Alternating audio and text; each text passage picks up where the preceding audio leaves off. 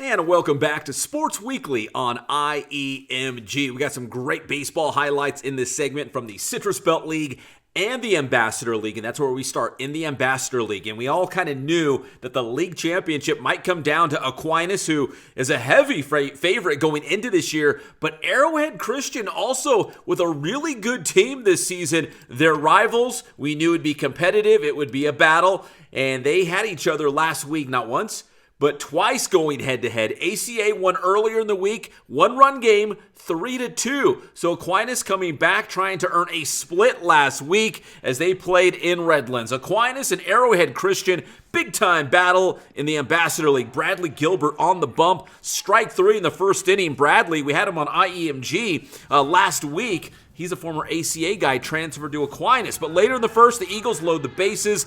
Ball four, and that brings home Ethan Bingaman, and ACA takes an early 1-zip lead. Gilbert would wiggle out of the jam with this K, and that would end the inning for the Falcons, but the Eagles did get one run across the plate. So later, here comes another strikeout for Gilbert in the second inning, so still a 1-zip ACA lead as we move to the third. The Eagles countered with Ethan Bingaman, who signed with the Auburn Tigers. The K for Bingaman, so a great pitching matchup between Bingaman and Gilbert in this one. Later, it's now a 1-1 game when Eli Humphreys makes a great play at third. The throw to first for the out.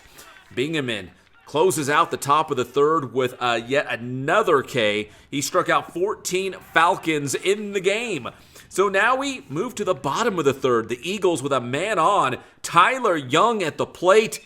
And he cracks this two-run homer to left field. Arrowhead Christian regains the lead 3-1 on the two-run shot from Tyler Young. So 3-1 ACA on top, and they're trying to make that lead stand up against Aquinas, who has they've got a great offense. We already know that. They can score a lot of runs, so no lead is safe. Fourth inning, Aquinas climbing back when Gavin Egan ropes this double to left field. One run scores, and now it's a 3-2 game. So we fast forward to the fifth inning. Aquinas trailing by a score of 4-2 at this point, but they got something cooking.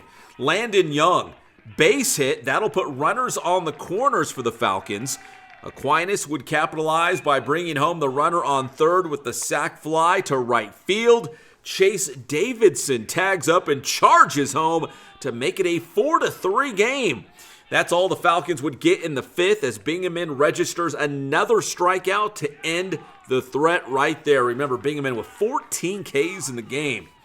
So, Diesel Toth takes the mound for ACA in relief of Bingaman, and it's 3 up, 3 down. Strikes out the first two batters in the top of the seventh, and then gets the grounder to short to end the ball game. Arrowhead Christian beats Aquinas not once, but twice in the same week. 4-3 the final score in this one. The Eagles with a pair of one-run victories against the rival Falcons as the Ambassador League title race is heating up. I mean, it was really important. I would say we started off to a pretty slow start, and I feel like this is just what we needed to get our season to really start going. I think team baseball was the factor for us getting the win today and on Tuesday, because at the beginning of the season we were just falling off, we were just being selfish, and I think we were really playing as a team this past week. There's so much adrenaline. It's so much more fun to play that way. I mean, when you're dusting someone, it's not really that much fun, but when it's a close game, everyone's locked in and it's just a team win.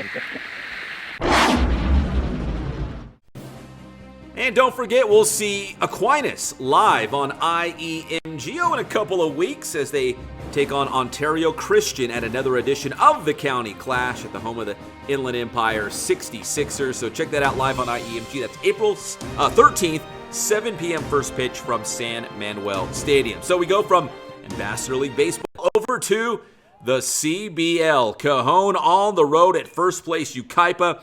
Thunderbirds had a 4-0 lead, but the Cowboys trying to battle back. Sixth inning, the Cowboys' Anthony Casares laces the base hit. Mario Gonzalez got the start for Yucaipa, and he had a shutout going in this one.